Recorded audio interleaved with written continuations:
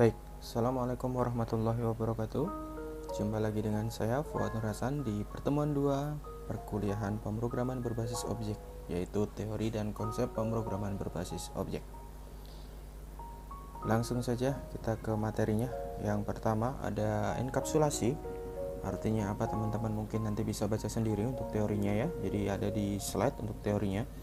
Kita langsung menuju ke prakteknya saja ya. Baik, di slide ada contoh dari skrip enkapsulasinya. Nah, di sini ya, ada enkapsulasi. Ini adalah contoh dari enkapsulasinya. Nah, kenapa di sini disebut enkapsulasi? Sorry, ini saya hapus dulu ya. Saya hapus dulu. Di sini nggak ada ini ya.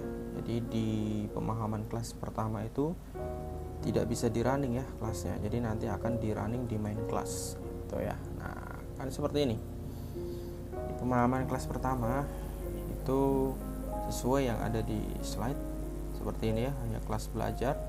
Kalau di sini saya buatnya adalah kelas pemahaman kelas 1 ya. Jadi kita akan pahami dulu sebelum kita betul-betul berlanjut di nanti di konsep OOP nya gitu ya. Nah, ini ya, kemudian akan kita running di main class di sini ya. Nah, seperti ini gitu ya. Jadi kenapa kita buat terpisah ya, karena ini adalah untuk konsep pemahamannya teman-teman. Jadi di sini kita buat si X ini adalah public, nah, kemudian si Y ini adalah private. Nah, artinya si Y ini tidak bisa dipanggil di luar kelas pemahaman kelas 1 ini gitu ya. Itu namanya enkapsulasi. Jadi kapsul ya, di dalam kapsul gitu, nggak bisa diakses dari luar kapsul. Nah, kemudian kalau si X ini public ya, boleh diakses dari mana aja gitu. Nah, kemudian di sini kita diminta di poin keduanya ini ya, buatlah kelas dengan nama pintar ya. Kalau di sini saya buat dengan main class. Nah, main class di sini. Nah, kemudian kita panggil. Ada yang namanya inisiasi ya. Nah, ini ada kita lakukan pemanggilan kelasnya di sini. Nah, proses inisiasi atau pemanggilan kelas. Oke, saya perbesar dulu ya. Di sini. Ini adalah proses inisiasi kelas pemahaman kelas 1 gitu ya. Jadi kita inisiasikan kelas pemahaman kelas 1 ini, nanti kita buat nama aliasnya ya, panggil, kemudian sebagai nama baru dari kelas 1. Jadi ketika kita nanti mau memanggil function yang ada di pemahaman kelas 1 atau di kelas pemahaman kelas 1, itu cukup dengan melakukan panggil saja. Nah, panggil X, panggil Y, dan seterusnya ya. Nah, kenapa di sini saya matikan? Karena kalau ini kita hidupkan seperti ini maka akan error teman-teman. Nah, kenapa? Tadi sudah saya jelaskan ya, bahwa si Y itu adalah hash private ya. Di situ ada keterangannya, Y hash private access in latihan Java pemahaman kelas 1. Gitu ya. Makanya di sini saya matikan seperti ini. Nah, ini adalah untuk konsep pemahaman kelas yang pertama. Ini dengan encapsulation atau enkapsulasi ya, pengkapsulan. Nah, coba kita rain. Nah, seperti ini ya jalannya. Oke. Yang berikutnya adalah di slide itu ada pewarisan atau inheritance. Nah, pewarisan ini salah satu cirinya adalah ada kata-kata extends ya teman-teman ya, di dalam kelas turunannya. Nah, gitu ya. Jadi kalau di sini ada kelas sepeda, kemudian ada kelas sepeda gunung, kemudian ada sepeda gunung beraksi untuk main kelasnya. Jadi di sini dari kelas sepeda nanti diturunkan ke kelas sepeda gunung, baru nanti diakses oleh sepeda gunung beraksi. Nah, seperti apa codingannya? Kita coba lihat ya. Baik, nah di sini ada kelas sepeda, ada kelas sepeda gunung, kemudian ada sepeda gunung beraksi. Sepeda ini adalah kelas utamanya, kemudian nanti diturunkan ke sepeda gunung, kemudian nanti akan dipanggil di sepeda gunung beraksi ya. Nah, di sini kelas sepeda ini ada dua metode atau dua void ya, dua void. Yang pertama void ubah gear, yang kedua adalah void tambah kecepatan. Gitu ya. Masing-masing ada perintahnya ya. Kemudian ada juga parameternya di dalam sini. Parameternya nanti seberapa gitu, apa aja gitu ya. Boleh dituliskan nanti di dalam sini. Nah, kemudian yang berikutnya ada void tambah kecepatan ya. Nah, atau perintah untuk tambah kecepatan. Kemudian di sini ada parameternya juga. Lalu nanti akan diambil dilakukan perhitungan di bawahnya atau objek di bawahnya. Nah, selanjutnya kelas sepeda gunung ini akan mewarisi kelas sepeda. Nah, kenapa kok ada pewarisan? Kenapa? Nah, tandanya apa gitu? Tandanya adalah extends di sini ya. Jadi sepeda gunung ini adalah pewaris dari kelas sepeda. Gitu ya. Nah, sementara di sepeda gunung sendiri ada void ya, satu void namanya saddle. Nah, seperti ini ya. Saddle, kemudian parameternya nilai saddle-nya berapa. Nah, then perintahnya adalah saddle nanti sama dengan nilai saddle. Kemudian mencetak si tinggi saddle-nya. Lalu di sepeda gunung beraksi seperti tadi yang saya bilang, karena si kelas sepeda gunung itu sudah mewakili kelas sepeda, maka yang perlu diinisiasi hanyalah kelas sepeda gunung saja, gitu ya. Nah, kemudian di sini pastikan bahwa di main class itu ada public static void main string args ini ya. Karena untuk bisa di running harus ada ini. Kemudian sepeda gunung, kemudian diberikan nama alias sepedaku as new sepeda gunung. Nah, nanti void yang ada di sepeda bisa dipanggil dengan kelas sepedaku ini, padahal yang diinisiasi adalah sepeda gunung karena udah diwariskan ya gitu. Termasuk ini. Jadi sepedaku tambah kecepatan, sementara tambah kecepatan ini adanya adalah void di sepeda tambah kecepatan, bukan di sepeda gunung gitu ya. Nah, itu ubagir juga ada di sepeda, bukan di sepeda gunung. Yang ada di sepeda gunung hanya set saddle. Oke, kita coba running ya. Nah, ini hasilnya seperti ini. Oke, nah itu untuk pewarisan. Nah, kemudian polymorphism yang berikutnya. Kita coba ke slide dulu. Pewarisan. Kemudian ada polymorphism. Nah, polymorphism merupakan suatu kemampuan dari sebuah objek untuk membolehkan mengambil beberapa bentuk yang berbeda agar terjadi duplikasi objek. Kemampuan untuk mempunyai beberapa bentuk kelas yang berbeda gitu ya. Nah, ini ada contohnya ya. Kebetulan saya juga udah buat. Misalkan di kelas hewan ada public void suara ya. Hewan bersuara titik-titik gitu ya. Terus di sini ada namanya satu lagi kelas kuda, extend hewan gitu ya. Si kuda ini nurunin hewan, tapi voidnya sama, voidnya sama-sama suara. Nah, makanya di sini ada tanda seru tuh ya, override gitu, nggak apa-apa ya, tanda warning ya. Nah, ini nggak masalah. Nanti kuda mengikik. Nah, kalau kucing mengeong, kalau ayam berkokok. Nah, polymorphismnya adalah hewan yang akan di new hewan, kuda new kuda, inisiasi ya, semuanya masing-masing. Hewan akan dipanggil dengan huruf besar semua hewan, kuda dan kuda huruf besar semua, kucing dengan kucing huruf besar semua, ayam dengan ayam ya. Nah, ini ya. Nah, kemudian di sini hewan bersuara. Hewan dot suara voidnya yang dipanggil. Maka nanti akan muncul hewan bersuara. Nah, lalu di sini hewan sama dengan kuda. Nah, hewan suara. Nah, artinya nanti si kelasnya ini, kelasnya kan tadi hewan ya. Nah, ini ya. Hewan ya. Hewan itu mewakili kelas hewan, tapi di sini disama dengan kan kelas kuda. Berarti nanti yang akan keluar adalah ini. Kuda mengikik. Nah, begitu juga untuk kucing dan ayam sama. Ya, jadi dia akan memanggil si hewan ini akan dikasih, oh ini hewan ini akan sekarang sama posisinya dengan kelas kuda. Oh, si hewan ini nanti sama posisinya dengan kelas kucing, dan si hewan ini nanti akan sama posisinya dengan kelas ayam. Jadi nanti yang akan keluar adalah void di masing-masing kelasnya, kucing, kuda, atau ayam. Gitu ya. Coba kita running. Nah, hewan bersuara. Kalau kuda ya kuda mengikik, kalau kucing ya kucing mengeong, kalau ayam ya ayam berkokok gitu ya. Operator.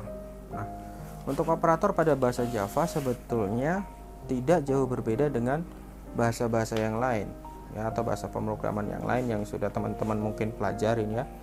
Mungkin ada yang sudah belajar Python, sudah belajar C++, itu juga sama ya. Operatornya sama, ada operator aritmatika seperti ini ya, penjumlahan, pengurangan, perkalian, pembagian, modulus dan lain sebagainya. Ini sama, oke, ini sama ya. Sama caranya, sama persis dengan yang lain. Jadi nanti untuk contohnya aritmatika itu ya contohnya ya untuk penjumlahan, pengurangan, perkalian, pembagian dan modulus. Modulus itu sisa hasil bagi ya teman-teman. Oke. Kemudian ada ekspresi aritmatika. Ada L value. Nah, nanti silahkan dibaca sendiri ini ya. L value. Kemudian ada hierarki operator aritmatik. Nah, ini ada hierarkinya. Hierarki operator aritmatik itu ya sesuai dengan urutan matematika ya. Perkalian, pembagian, penjumlahan, pengurangan gitu ya. Jadi dimulai dari perkalian dulu, kemudian pembagian, kemudian penjumlahan dan pengurangan, urutannya itu ya. Jadi ketika tidak ada tanda kurung buka atau kurung tutup, tidak diapit oleh kurung buka kurung tutup, maka dia tidak akan diselesaikan lebih dulu gitu ya. Jadi yang akan diselesaikan sesuai dengan hierarki operator aritmatikanya. Oke. Nah, kita coba ya teman-teman ya. Nah, ini di latihan operator gitu ya. Nah, kalau penjumlahan, pembagian, operator aritmatika ya. Nah, ini untuk penjumlahan, pembagian, pengurangan dan lain sebagainya, ini gampang lah ya, mudah, sama dengan yang lain ya. Ini saya rasa semua udah belajar di dasar pemrograman. Kemudian ada operator tadi, hierarki operator ya. Nah ini ya, berarti nanti kalau misalkan ini, maka yang nggak ada yang dikerjakan lebih dulu ya, berarti nanti akan yang dikerjakan adalah perkalian dulu, kemudian pembagian, habis dikalikan 2 kali 3 akan dibagi 6, kemudian baru ditambah 8 ya. Nah, jadi nanti 2 kali 3 itu 6, dibagi 6 sama dengan 1, ditambah 8 sama dengan 9. Nah kalau ini dikerjakan dulu, berarti 10 dikali 3, 30, baru dibagi 5, dibagi 6, hasilnya 5 itu ya. Jadi kali bagi jumlah kurang, urutannya ya untuk hierarki operator. Lanjut, setelah hierarki operator pemberi nilai. Nah ini ada operator pemberi nilai. Jadi ada dikali sama dengan 2, dikali sama dengan 3, berarti nanti dikalikan 3, sebenarnya sama dengan gitu doang sih teman-teman. Jadi nilai awalnya dikalikan 3, atau nilai awalnya dibagi 2, atau dibagi 3 gitu ya, dan seterusnya. Itu operator untuk pemberi nilai. Contohnya operator pemberi nilai. Nah ini ya. Jadi jika nilai awalnya 3, kemudian A di sini, A sama kali sama dengan 2, maka nanti si A ini akan dikalikan 2 gitu ya, pengalinya 2 gitu loh. Nah jadi nanti hasilnya 6. Terus B bagi sama dengan 2, berarti B nya dibagi 2 gitu aja, dan seterusnya. Oke, hasilnya nah ini ya, A kali sama dengan 2, maka 3 dikali 2 sama dengan 6. B bagi sama dengan 2, maka 5 dibagi 2 sama dengan 2,5, dan seterusnya ya. Nah bisa dilihat teman-teman. Oke, lanjut. Operator penambah dan pengurang. Oke, penambah dan pengurang ini biasanya digunakan untuk di looping ya. Biasa digunakan untuk di looping. I plus plus biasanya kayak gitu ya, atau plus plus I dan seterusnya. I min min atau min min I dan seterusnya. Nah ini biasanya digunakan dalam proses perulangan untuk penambah dan pengurang. Contohnya, contohnya di sini penambah dan pengurang. Nah ini misalnya A dicetak, nilai awal A dicetak, 7, kemudian nilai awal A plus A, maka ditambah 1 sebenarnya. Jadi plus A itu A nya akan bertambah 1. A plus sama aja, A nya ditambah 1 juga gitu ya. Bedanya kalau ini ditambah dulu baru dicetak, kalau ini dicetak dulu ditambah ya. Gitu kalau di perulangan nanti perbedaannya kelihatan ya. Nah, kemudian ini setelah ditambahkan 2 kali, ini tambah 1, ini tambah 1, ini dicetak nilai yang baru. Ini juga sama, B dicetak B, kemudian min B dikurangi 1, B min dikurangi 1, kemudian ini setelah dikurangi 2 kali berarti B akhirnya dicetak.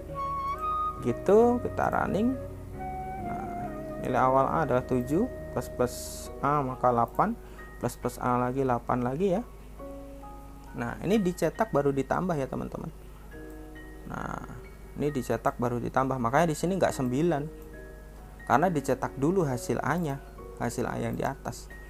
Kalau di sini plus A, di sini plus A, di sini kira-kira berapa? 9 ya. Udah langsung kecetak. Gitu. Jadi bedanya kalau di sini di plus A itu dijumlahin dulu baru dicetak. Kalau di sini A dulu, berarti dicetak dulu baru ditambah. Nanti yang akan bertambah adalah nilai A terakhirnya. Gitu teman-teman ya. Tapi kalau di sini plus A, misalnya di sini yang dijalankan adalah plus A lagi, di sini kira-kira berapa? Sama ya, tetap 9. Kalau nggak percaya kita coba ya. Kita ganti ya. Ini kita rubah menjadi plus A. Oke, ini kita samakan juga ya, yang kedua kalinya.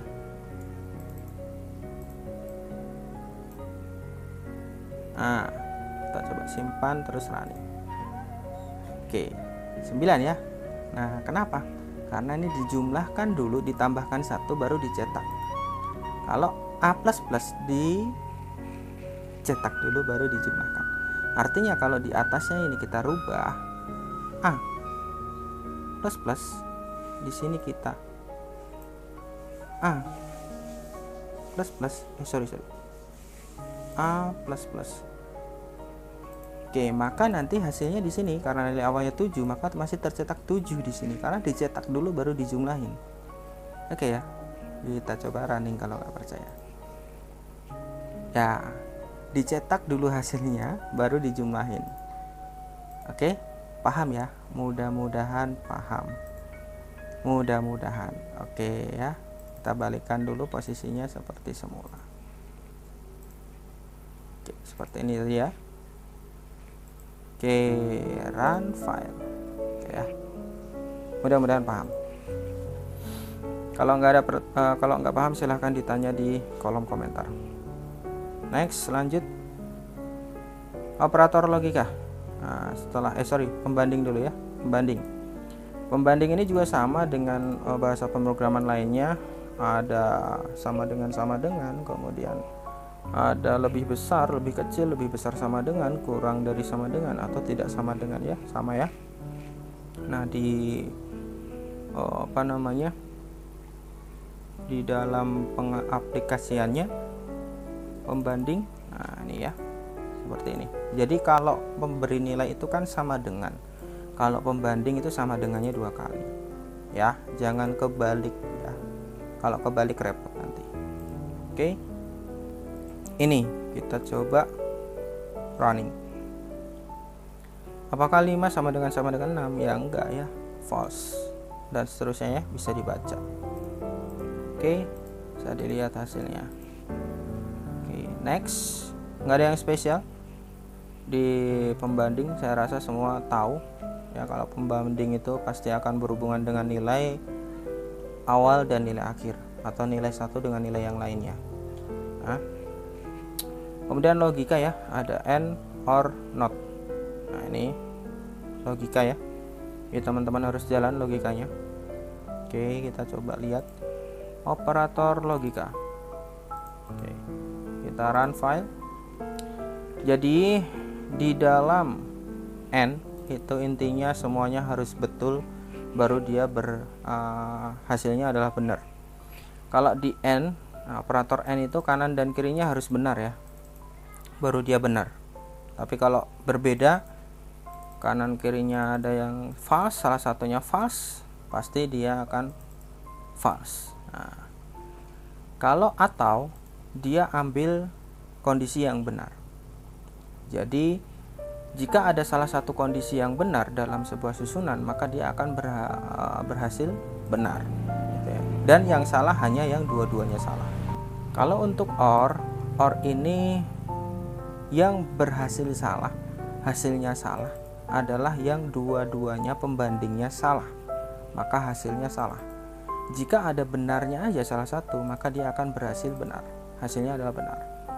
Ya, misalkan contoh true or false, ya true, karena dia salah satunya ada yang benar, dia pilih yang benar.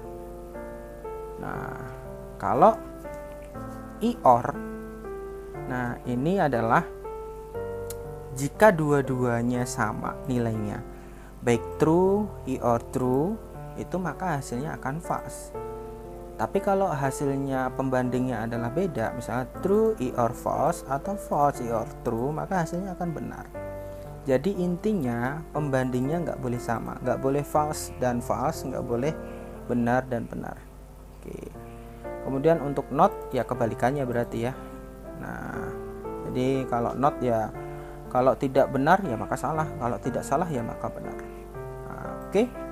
Itu saja pertemuan 2. Jadi tadi udah dibahas antara pemahaman enkapsulasi, pewarisan dan polimorfisme, kemudian dilanjutkan oleh operator ya. Operator ada aritmatika, kemudian tadi ada operator pemberi nilai, ada operator penambah pengurang, pembanding, dan operator logika ya. Sampai hierarkinya pun dijelasin. Mudah-mudahan penjelasan di pertemuan 2 ini jelas. Apabila tidak jelas maka silahkan boleh ditanyakan di kolom komentar. Silahkan ditulis ya di kolom komentar pertanyaannya apa yang nggak jelas dari penjelasannya. Kemudian nanti untuk download hasil skrip ini akan saya taruh di link deskripsi.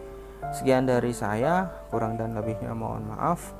Jangan lupa kalau suka klik like, kemudian share, kemudian subscribe ya, karena subscribe itu gratis. Baik, segitu aja teman-teman, saya akhiri. Wassalamualaikum warahmatullahi wabarakatuh.